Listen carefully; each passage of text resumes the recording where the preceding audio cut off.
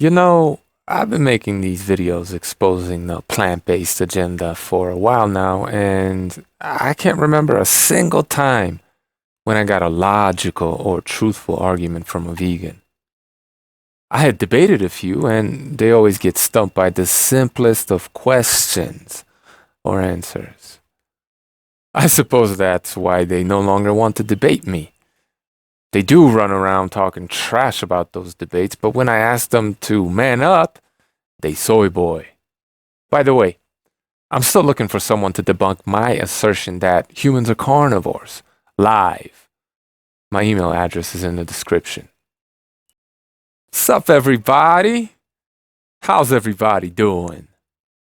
These days, if there is a vegan dissenting from what I say, it's nothing but emotional outbursts, personal attacks, appeals to authority, or my favorite one, the soyans. These clowns will link up to tens of studies that are supposed to quote unquote prove that what they say is correct. Studies they never read, mind you.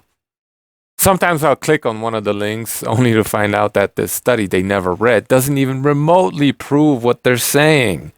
Better yet, sometimes the study will completely contradict everything they propose. Do these fuckers know how to read? I'm not gonna give any of these spammers shine, but check out this triggered clown and what he had to say in the comments to my video about Dr. Baker's medical license reinstatement. Quote, "You're a liar! Dr. Faker is a fraud. He has permanently lost his license to practice medicine. Don't be so gullible." Unquote. So, am I a liar or just gullible? Does this poo-poo head have more than a tenuous grasp of the English language? Anyway, I clicked the link and Sean Baker, MD license number, blah, blah, blah. Stipulation and order for voluntary surrender of license and permanent restriction on reapplication was issued accepting Dr. Baker's voluntary and permanent surrender of license, stating that he may not petition the board for reinstatement, renewal, restoration, or reapplication for any license to practice medicine in New Mexico without first proving clinical skills competency. Clearly, this dweeb can't read. The truth is staring him right in his face and he can't see it. Ideologically possessed, confirmation bias crippled soy boy.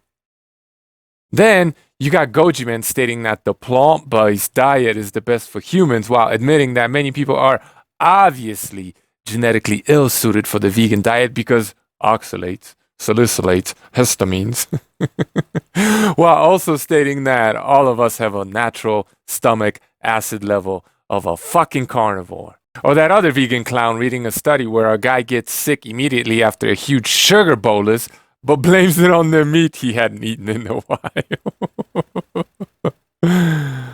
Or that broomstick riding beauty screaming, "We was herbivores, not carnivores."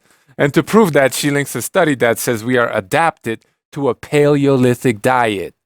Paleo, primal, raw meat hunter-gatherer diet. Not this agricultural trash she serves up for all of you suckers. These vegan clowns can't read. They're also blind. The truth is staring them right in their faces and they can't see it. Or they willfully ignore it. Then they call you a liar. Cute. Now, the latest scientific claim is that the Maasai had atherosclerosis because of all the meat they ate, even though they mostly consumed blood and milk and hardly any meat from the animal kingdom. Then there were the lectin-ridden beans, the aflatoxin-rich goitrogen millet, sugar cane, and wait for it, tobacco. Yep, ciggies.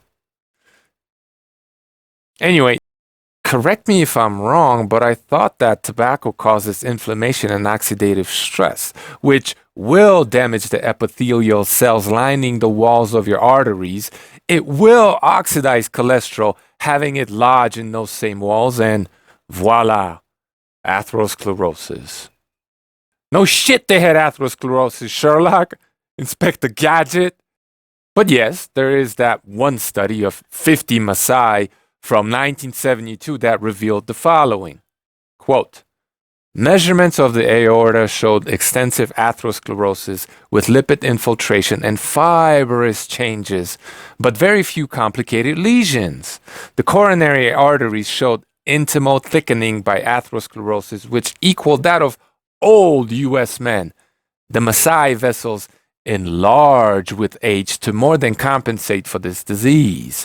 It is speculated that the Maasai are protected from their atherosclerosis by physical fitness, which causes the coronary vessels to be capacious.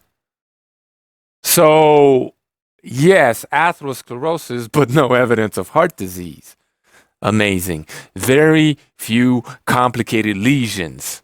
No further complications from plaque in the arteries. Atherosclerosis in their vascular system, but no heart attacks. All of that explained mechanistically. Then there's that other study of 400 Maasai from 1964 showing no evidence of atherosclerotic heart disease. So not only are these scientists cherry picking the research, they still can't fucking read it properly. In boxing parlance, this is called a cherry pick gone wrong, like Deontay Wilder versus Tyson Fury, or Adrian Bronner versus Marcus Maidana. Go watch that one. You'll have a good laugh.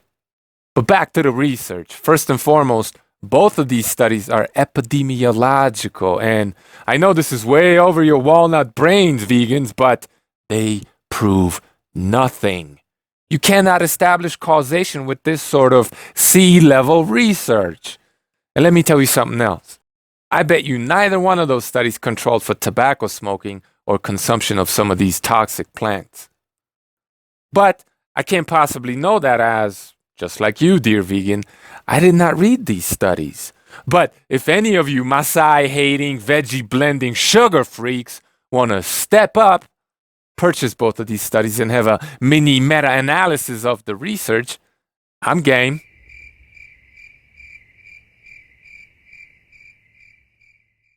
See what my canvas is. Once again. I wish I had a stool for y'all, but your shoulders. I'm gonna go back a little bit for y'all. See?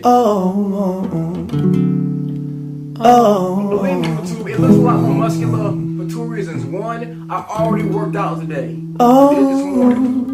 Two, it's just lighter. Trust me, it's a lot more slim that look.